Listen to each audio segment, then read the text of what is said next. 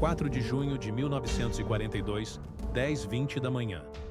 A bordo do porta-aviões Akagi, vice-almirante Shuichi Nagumo finalmente respira aliviado. Crise superada. Última onda de torpedeiros americanos foi massacrada completamente.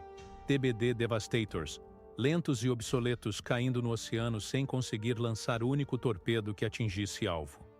Zeros ainda estão perseguindo últimos sobreviventes em altitude baixa. Artilharia antiaérea ainda está disparando contra ameaças que não existem mais. E nos convéses de Akagi, Kaga, Soryu e Hiryu, aeronaves finalmente estão posicionadas para lançamento, armadas com torpedos antinávio, abastecidas, prontas para destruir porta-aviões americanos que ousaram desafiar Kido Butai, força que não conheceu derrota em 6 meses de supremacia absoluta no Pacífico. Nagumo está planejando ataque que finalmente completará trabalho deixado inacabado em Pearl Harbor, que eliminará núcleo do poder naval americano, que garantirá a vitória decisiva que Yamamoto tanto deseja. Mas 4 minutos depois, às 10h24, bombardeiros de mergulho SBD Dauntless, vindos de 6.000 metros de altitude, completamente indetectados, porque não há radar nos navios japoneses, porque Zeros estão todos em altitude baixa, perseguindo torpedeiros destruídos, porque olhares de todos estão voltados para o oceano e não para céu. Mergulham do sol como o punho de Deus furioso. E em 5 minutos de violência concentrada que não deveriam ser possíveis, que desafiam todas as probabilidades, que transformam vitória certa em catástrofe irreversível. 3 dos 4 porta-aviões japoneses, coração de Kido Butai, orgulho da Marinha Imperial, força que atacou Pearl Harbor e dominou o Pacífico por meio ano, serão transformados em fornalhas flutuantes. Se você quer entender como força no auge de poder pode colapsar completamente em minutos, como arrogância estratégica e hesitação tática combinadas destroem impérios, inscreva-se no canal agora. Estamos com a meta de chegar a 1000 inscritos. E seu apoio é extremamente importante para continuarmos trazendo histórias como essa, porque o que está prestes a acontecer provará que em guerra, 5 minutos podem reverter 6 meses de vitórias, e que às vezes derrota não vem de fraqueza do inimigo, mas de convicção fatal de própria invencibilidade. Para entender a magnitude da catástrofe de Midway, precisamos primeiro entender o que Kido Butai representava em junho de 1942. Primeira frota aérea japonesa, comandada por Nagumo, subordinada à frota combinada do almirante Isoroku Yamamoto. Era a força naval mais poderosa que o mundo havia visto até então. 4 porta-aviões de primeira linha, Akagi, Kaga, Soryu e Hiryu, mais 2 ausentes em Midway, Shokaku danificado e Zuikaku sem pilotos após Batalha do Mar de Coral, representavam capacidade de projetar poder aéreo através de milhares de quilômetros de oceano. Mais de 100 aeronaves podiam ser lançadas em menos de 10 minutos, coordenação que exigia treinamento intensivo, experiência acumulada através de anos de prática. E pilotos eram veteranos, muitos haviam lutado na Guerra Sino-Japonesa desde 1937. Haviam acumulado centenas de horas de combate real. Possuíam habilidades que não podiam ser replicadas rapidamente em programas de treinamento acelerado. Em dezembro de 1941, essa força atacou Pearl Harbor, afundando ou danificando 8 navios de batalha americanos, matando mais de 2.400, paralisando frota do Pacífico em manhã de violência coordenada que chocou o mundo.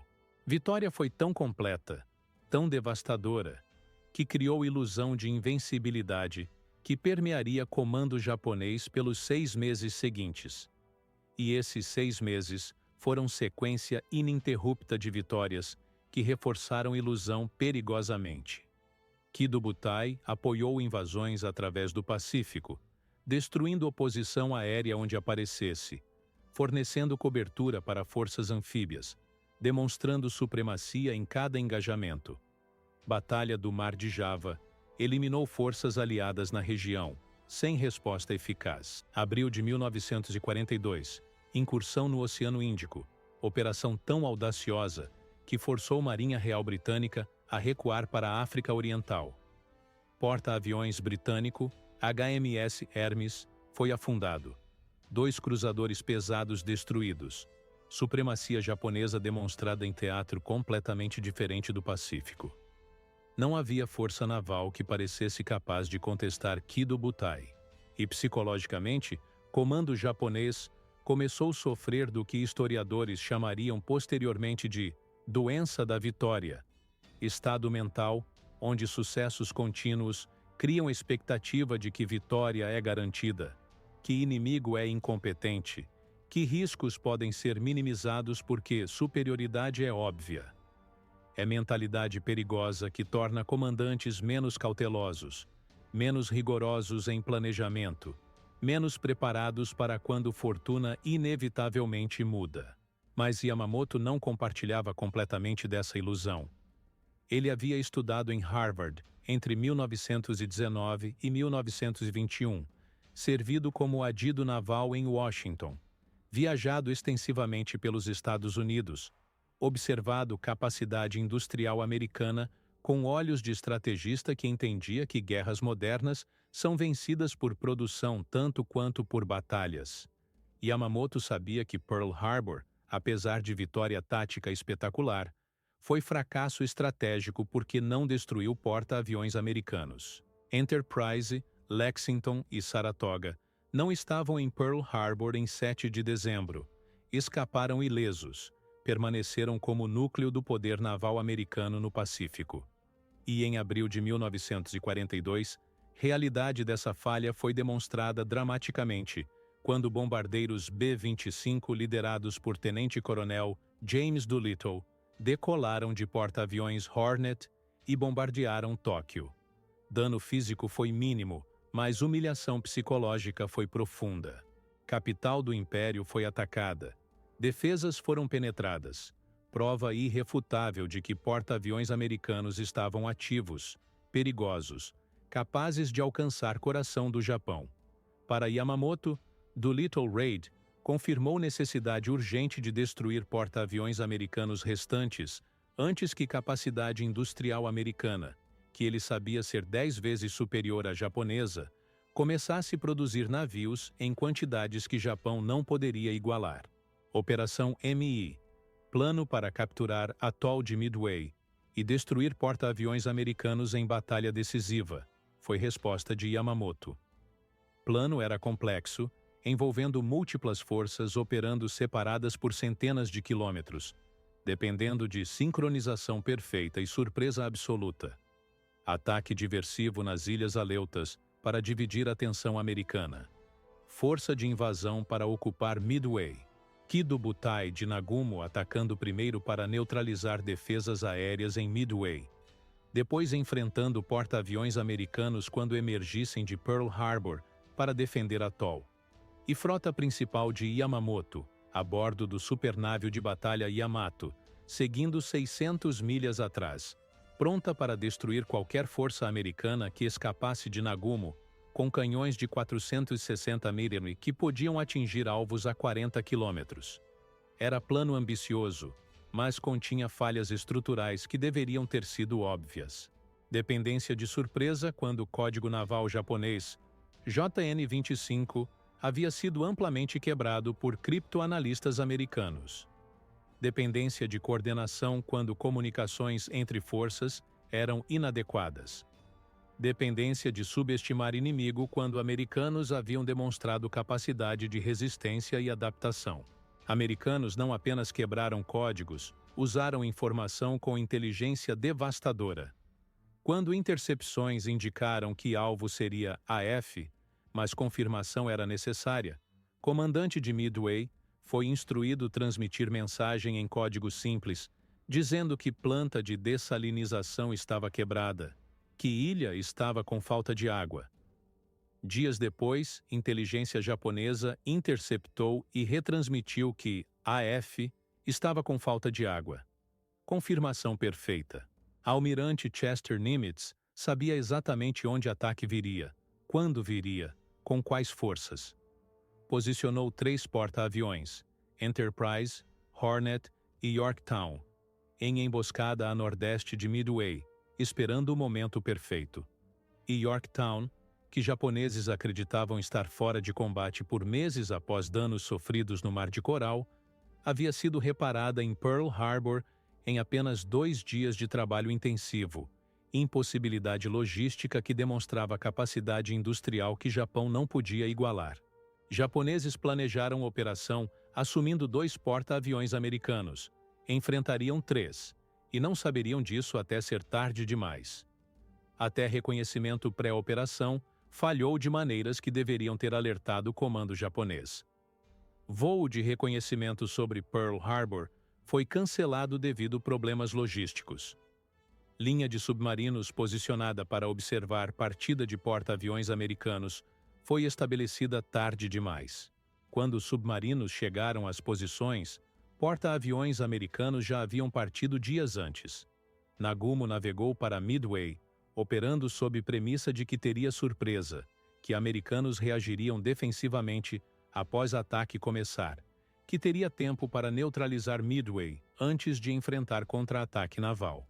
E jogos de guerra realizados antes de operação haviam indicado perda de 2 porta-aviões japoneses em cenário simulado, mas resultado foi arbitrariamente anulado porque não se alinhava com expectativas de vitória. Foi negação institucional de risco, sintoma clássico de doença da vitória. Recusa em considerar que plano poderia falhar fundamentalmente. 4 de junho, 4h30 da manhã, Nagumo lançou primeira onda contra Midway, 108 aeronaves em 7 minutos de eficiência coreografada. Simultaneamente, manteve metade de força em reserva. Esquadrões de bombardeiros de mergulho e torpedeiros armados com torpedos e bombas perfurantes antinavio, destinados especificamente para atacar navios caso porta-aviões americanos aparecessem. Era a doutrina padrão japonesa: dividir força entre ataque imediato e reserva estratégica. Mas executar doutrina exigia flexibilidade para adaptar quando circunstâncias mudassem.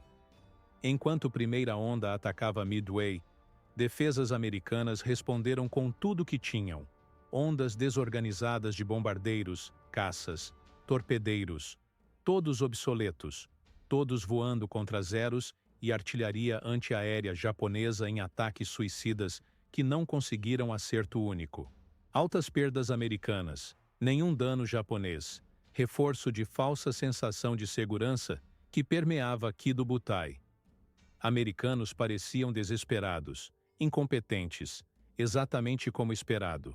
Às 7, será. Tenente Joichi Tomonaga, líder da primeira onda, transmitiu que Midway não havia sido adequadamente neutralizada, que segundo ataque seria necessário para suprimir defesas antes de invasão programada para 7 de junho. Nagumo enfrentou decisão. Ordem original de Yamamoto era manter aeronaves armadas contra navios, priorizando destruição de porta-aviões americanos sobre neutralização de Midway. Mas não havia contato confirmado com frota americana. Reconhecimento não havia detectado navios inimigos. E Midway precisava ser suprimido. Às 7h15, Nagumo ordenou que aeronaves de reserva fossem reconfiguradas, trocando torpedos por bombas de uso terrestre.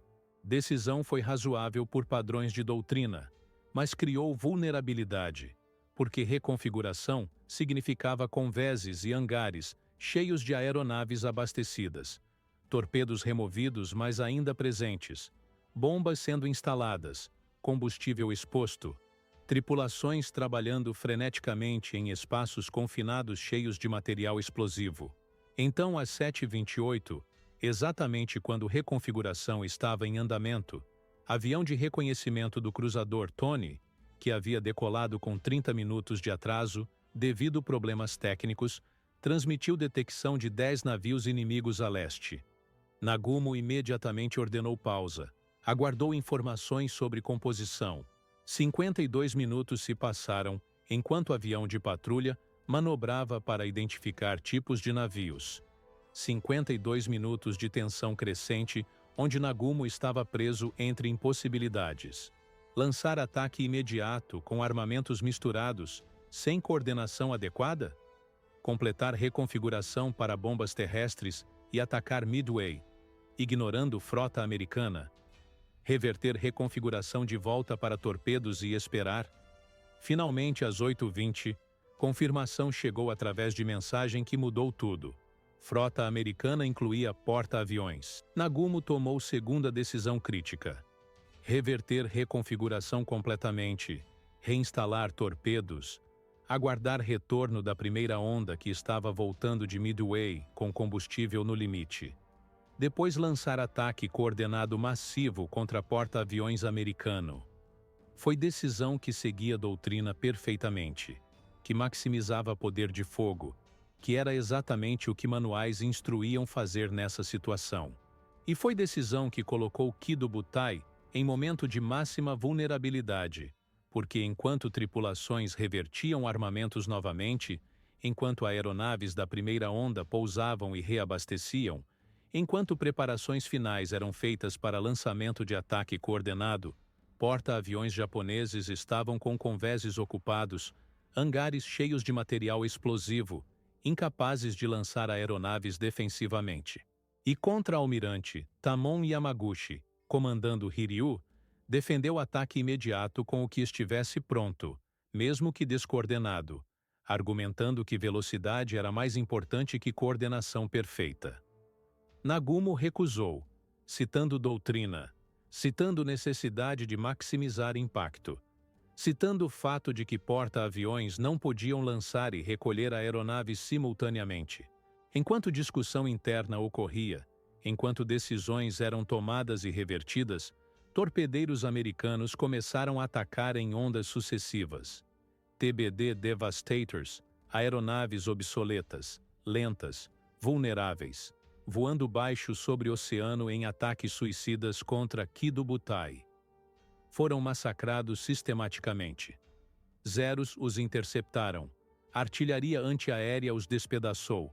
Quase todos foram abatidos sem conseguir lançar único torpedo que atingisse alvo.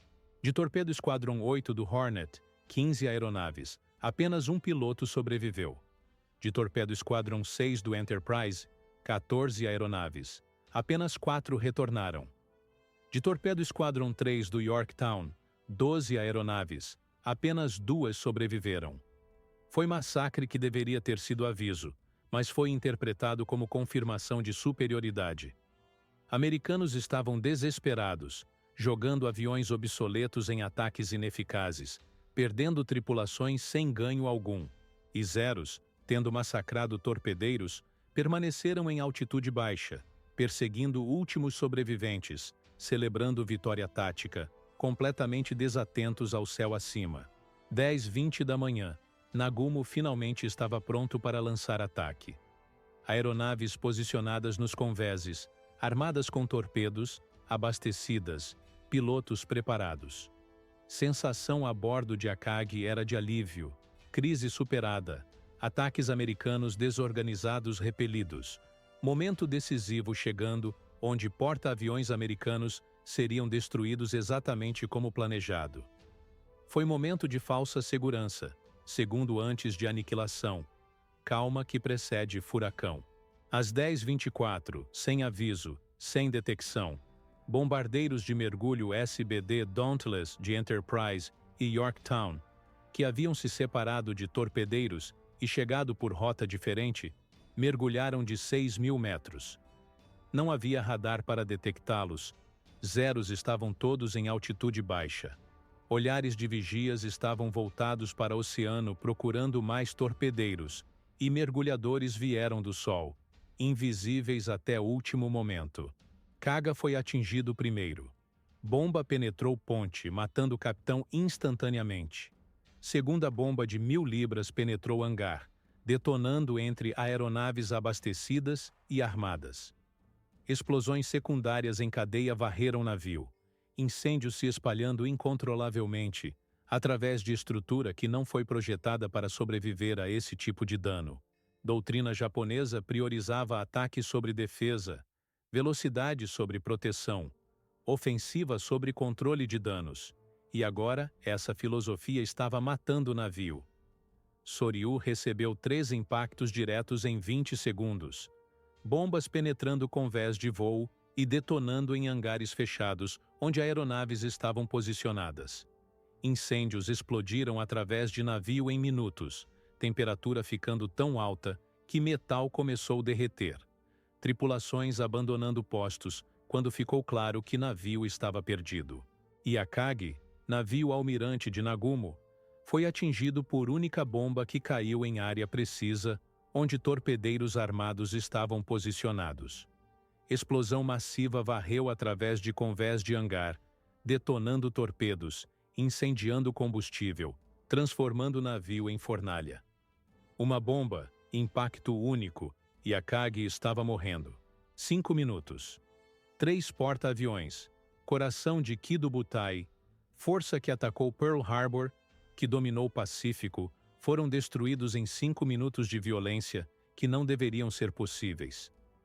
E Nagumo, na ponte de Akagi, enquanto o navio queimava, estava em choque absoluto. Almirante Ryunosuke Kusaka, chefe de Estado-Maior, literalmente arrastou Nagumo da ponte quando ficou claro que Akagi estava perdido, transferindo bandeira para cruzador leve Nagara. Mas comando estava fragmentado, comunicações destruídas, capacidade de coordenar resposta eliminada. Hiryu, único porta-aviões intacto, estava operando independentemente sob Yamaguchi, lançando contra-ataques desesperados contra Yorktown, conseguindo 3 bombas e 2 torpedos, japoneses acreditando ter afundado 2 porta-aviões americanos, quando na verdade danificaram gravemente apenas um. Mas às 17 h, reconhecimento americano localizou Hiryu. Bombardeiros de mergulho do Enterprise atacaram. 4 impactos diretos transformaram o último porta-aviões japonês em fornalha. Às 18 h, todos 4 porta-aviões estavam perdidos ou morrendo, e com eles mais de 3.000 homens, incluindo pilotos veteranos irreparáveis, mecânicos especializados, técnicos com anos de experiência. Yamamoto, recebendo relatórios de catástrofe, 600 milhas distante, inicialmente ordenou que a operação continuasse, que frota principal avançasse para combate de superfície noturno, onde canhões de Yamato poderiam destruir porta-aviões americanos danificados. Mas Spruance, comandante americano, recuou para a posição defensiva ao redor de Midway, recusando ser atraído para a armadilha. Quando ficou claro que não haveria batalha decisiva, Yamamoto ordenou retirada completa. E enquanto frota japonesa navegava de volta para Japão, cruzador pesado Mikuma foi localizado e afundado por ataques aéreos americanos, adicionando insulto à devastação. Midway foi derrota total, irreversível, que mudou o equilíbrio de poder no Pacífico permanentemente. Iniciativa estratégica passou para Estados Unidos, e Japão nunca recuperaria. Mas no Japão, derrota foi ocultada completamente. População foi informada que Midway foi vitória, que navios americanos foram afundados, que operação foi sucesso. Sobreviventes foram repatriados em segredo, proibidos de falar sobre o que aconteceu, ameaçados com consequências se revelassem verdade. Navios afundados foram mantidos em registros oficiais temporariamente, fingindo que ainda existiam. Foi encobrimento massivo que impediu análise honesta de falhas, que perpetuou ilusões que levaram a Midway, que garantiu que lições não seriam aprendidas até ser tarde demais. E você, o que acha? Midway foi resultado de falhas individuais de Nagumo, hesitação em momentos críticos, ou foi resultado de arrogância estrutural de comando japonês, doença da vitória, que tornou impossível reconhecer riscos? Foi plano excessivamente complexo de Yamamoto, dependendo de muitas variáveis, ou foi execução inadequada de plano que poderia ter funcionado? Foi sorte extraordinária dos americanos, mergulhadores chegando em momento perfeito quando zeros estavam em altitude baixa? Ou foi inevitabilidade de que vantagem de inteligência eventualmente decidiria a batalha?